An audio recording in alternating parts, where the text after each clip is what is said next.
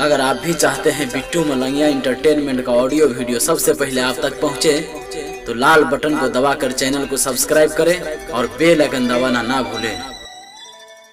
प्रेम से बोलो शिव शंकर भगवान की।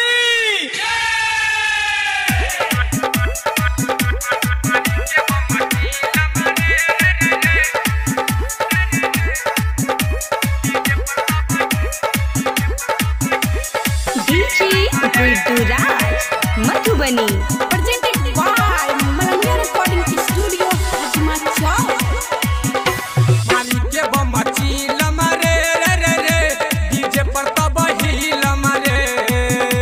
मालिक के बम चिलम रे, मालिक के बम चिलम रे रे रे रे डीजे पर सब हिलम रे।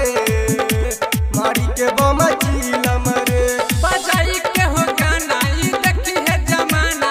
मलावा के उठला लिखी नम रे रे रे रे। मालिक के बम चिलम रे डीजे पर तब हिलम रे। मालिक के बम चिलम रे। DJ good Madhubani, DJ good Madhubani.